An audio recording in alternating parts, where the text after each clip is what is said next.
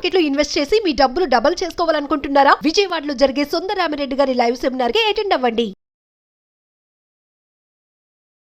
నమస్తే, welcome back to Suman TV. నేను మీ సంజయ్. ఈరోజు మనతో పాటు ఉన్నారు law of attraction coach and celebrity coach infinity universe Suresh గారు. సార్తో మాట్లాడి కొన్ని విషయాలు తెలుసుకుందాం. నమస్తే సార్. నమస్తే సంజయ్ గారు. సార్, ఏదన్నా కోరిక ఉండి అది చాలా తొందరగా నెరవేర్చుకోవాలి అనుకున్న సందర్భంలో ఎలాంటి టెక్నిక్ పాటించాలంటారు లా ఆఫ్ అట్రాక్షన్ ప్రకారం? ఇందులో చాలా పవర్ఫుల్ టెక్నిక్స్ ఉన్నాయి సంజయ్ గారు. మనం ఆల్రెడీ గతంలో చెప్పుకున్నాం 369 అని కొన్ని టెక్నిక్స్ చెప్పుకున్నాం. ఇంకా ఏ టెక్నిక్ అయినా మనం ఈజీగా ఉండటానికి రాసుకోవచ్చు. కొంతమంది ఈజీగా ఉండాలి, తక్కువ టైం పట్టాలి, నేను రాయగలిగే, ఎందుకంటే నాకు అంతకితం రాయటం రాదు, ఈజీగా కొంచెం సింపుల్గా ఉండాలని అడుగుతుంటారు. దానికి 9x9 టెక్నిక్ అంటే 9 days రాయాలి, 9 రోజులు రాయాలి, రోజుకు 9 సార్లు రాయాలి. ఇది తక్కువ అన్నిటికంటే రాసుకోవటం ఈజీగా ఉంటుంది. అంటే చదువు రాని వాళ్ళు కొంచెం కొంచెం రాస్తున్న వాళ్ళకి ఇది బాగా ఉపయోగపడుతుంది. సో వేరే టెక్నిక్స్ కూడా ఇది అవి పని చేయవా అంటానికి కానే కాదు, అవి పనిచేస్తాయి. ఏంజల్స్ నెంబర్స్ ఉంటాయి, యూనివర్స్ నెంబర్ అన్ని. ఇది కూడా 9 యూనివర్స్ నెంబర్. 9వ తారీఖున పుట్టిన వాళ్ళు గొప్పవాళ్ళు అవుతుంటారు. అంటే ఆ 9కి పవర్ ఉందని చెప్పి కార్లు కూడా 9999 పెడుతుంటారు, సింగిల్ 9 పెడుతుంటారు. చూడండి, 9 విశ్వంతో కనెక్ట్ అవుతుంది, విశ్వ నెంబర్ అనమాట. అంటే ఈ 9 daysని చాలా ఇష్టంగా ప్రేమతో రాయాలి. రాయటం అంటే ఊరికే బరికేస్తే అది ఉపయోగం లేదు. అంటే మన ఎనర్జీ లెవెల్స్ అన్నీ కూడా పణంగా పెట్టాలి. అంటే సార్, ఇప్పుడు నాకు ఒక కార్ కావాలనుకుంటున్నాను సార్, ఎలా రాయాలంటారు? ఎలా రాయాలో చెప్తాను. సపోజ్ మీరు ఫస్ట్ ఇమాజినేషన్ ఎలా చేయాలంటే, రాసేటప్పుడు నార్మల్గా రాసేయొద్దు, కాన్సన్ట్రేషన్ అంతా అక్కడే పెట్టాలి. ఆ చుట్టుపక్కల ఏం జరుగుతుందో వదిలిపెట్టేయాలి. మీరు ఒక కార్ షోరూమ్కి వెళ్ళారు, టెస్ట్ డ్రైవ్ చేశారు, అది కొనుక్కున్నారు, దానికి కూడా 9వ నెంబరే కోరుకున్నట్టుగా మీరు, అంటే ఫస్ట్ అది క్రియేషన్లోకి వెళ్ళిపోవాలి. కారు కావాలి కదా, ఆ ఏ బ్రాండో డిసైడ్ అవ్వాలి ఫస్ట్. ఏ కంపెనీ, ఎంపీవినా ఎస్యూవినా, ఏ సంవత్సరం, కలర్ ఏంటి, సమస్తం మీకు లోపల ఇంటీరియర్తో సహా మైండ్లోకి రావాలి. మరి అలా వస్తేనే దాని విషయంలో పంపిస్తారు కదా. ఒక ఎగ్జామ్ రాయడానికి ఆ క్వశ్చన్ ఆన్సర్ మొత్తం రాస్తేనే దానికి మార్కులు వేస్తారు. మరి విశ్వాన్ని మనకి ఇవ్వాలంటే ఆ బ్రాండ్ ఏంటి, ఇంటీరియర్ ఏంటి, కలర్ ఏంటి, నెంబర్ ఏంటి, ఎస్యూవినా, లేటెస్టా, లేదా బెంజ్ కారా, మారుతి కారా అనేది క్లారిటీ ఇవ్వాలి కలర్తో సహా. అది మన మైండ్లోకి వచ్చేసేయాలి ఫస్ట్. ఆ తర్వాత రాయటం మొదలు పెట్టాలి. మన కోరిక మీద మనకి ఫుల్ క్లారిటీ ఉండాలి. వస్తువుని మనం విశ్వానికి చూపించాలి ఫస్ట్ మనం. ఇప్పుడు మీ చిన్నపిల్లలు ఉన్నారు, పేరెంట్స్ షాపింగ్ తీసుకెళ్లారు, నాకు ఈ డ్రెస్ కావాలని పట్టుకుంటారు. వాళ్ళు చూపిస్తేనే ఇది వద్దా కాదని పేరెంట్స్ డిసైడ్, ఇది కాదురా నాకు వేరేదని చెప్తారు. అంటే అక్కడ చూపిస్తున్నాము, విశ్వానికి కూడా మనకు కావాల్సిందని చూపించాలి ఈ టెక్నిక్ రాసేటప్పుడు. సో అప్పుడు ఎర్లీ మార్నింగ్ రాయొచ్చు, బ్రహ్మముహూర్తం టైంలో, రాత్రి నిద్రపోయే ముందైనా రాయొచ్చు, 2 times కూడా రాయొచ్చు. ఎర్లీ మార్నింగ్ అంటే సార్, ఎర్లీ మార్నింగ్ అంటే 3:45 ఉదయం ఆ టైంలో రాయొచ్చు. పీస్ ఆఫ్ మైండ్ తో ఉంటది, ఆ కోరిక సులభంగా విష్ణులోకి వెళుతుంది. లేదు రాత్రి నిద్రపోయే ముందు రాయొచ్చు. ఈ 2 సమయాల్లో ఎప్పుడైనా రాయొచ్చు. ఒకసారే రాయాలి రోజుకి. ఎన్నిసార్లు రాయాలి? 9 లైన్లో ఒక లైన్ అంతా వచ్చేలా చూసుకోవాలి సింపుల్ గా. ఏ కారు కలిగి ఉన్నారు మీరు? బెంజ్ కారా, మారుతి కారా, మహీంద్రానా? ఆ క్లారిటీ, బ్రాండెడ్ అనేది క్లియర్గా ఉండాలి, కలర్తో సహా ఉండాలి, ఎస్యూవీనా క్లియర్గా ఉండాలి. ఆ కారు సపోజ్ మీరు ఒక బెంజ్ కారు కావాలనుకున్నారు, అది ఎస్యూవీ, కలర్ మెరూన్ అనుకుందాం ఫర్ ఎగ్జాంపుల్, ఉదాహరణకి. బెంజ్ కారు ఏ కారు? బ్లాక్ కలర్, మీకు బ్లాక్ ఇష్టం.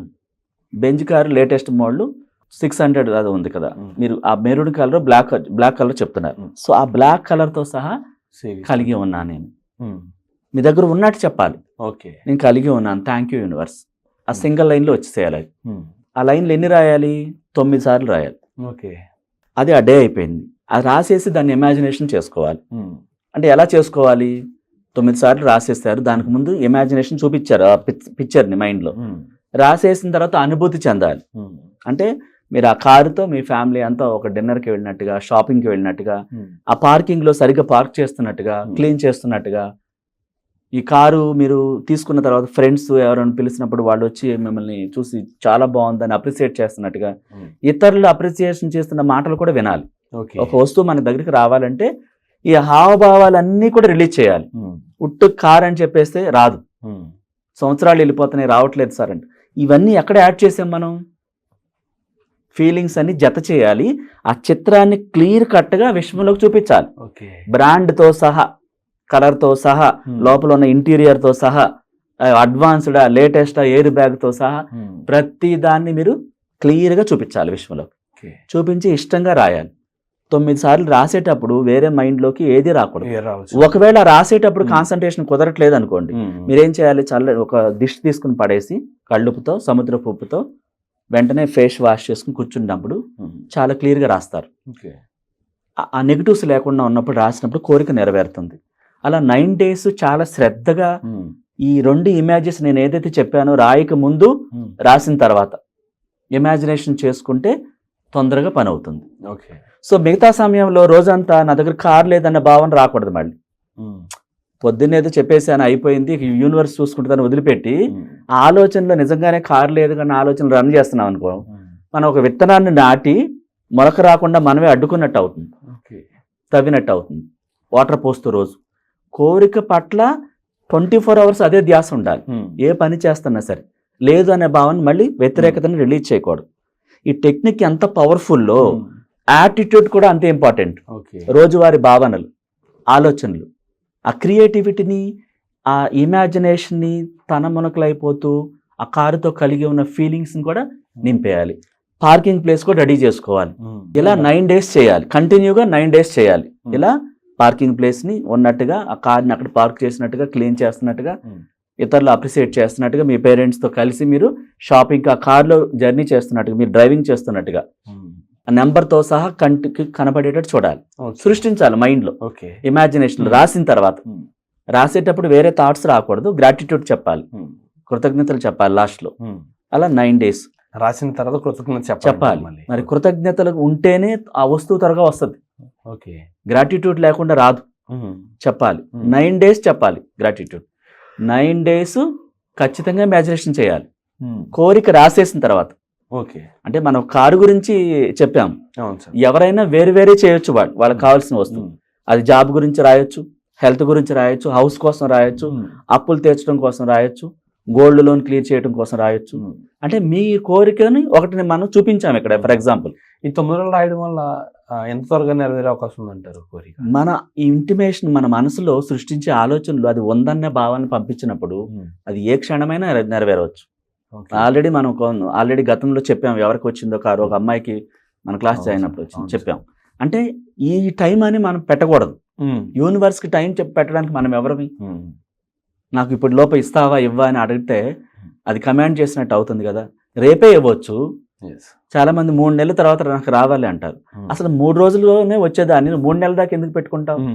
అంటే నమ్మకం సరిగ్గా లేదని అర్థం. టైం పెట్టకూడదు యూనివర్స్. మన కోరిక తీరిపోయిందనే భావన ప్రాణం పెట్టేయాలి తప్ప, నాకు రేపటిలోకి ఇవ్వు, 3 రోజుల్లోకి ఇవ్వు, నెల రోజుల్లోకి ఇవ్వు, వచ్చింది అని ఇట్లాంటి ఏవి క్రియేట్ చేయకూడదు. అబ్సల్యూట్లీ. క్షణంలో రావచ్చు, మనమే అడ్డుకున్నట్టు అవుతుంది టైం పెట్టి. Thank you sir, thank you very much sir. Most welcome.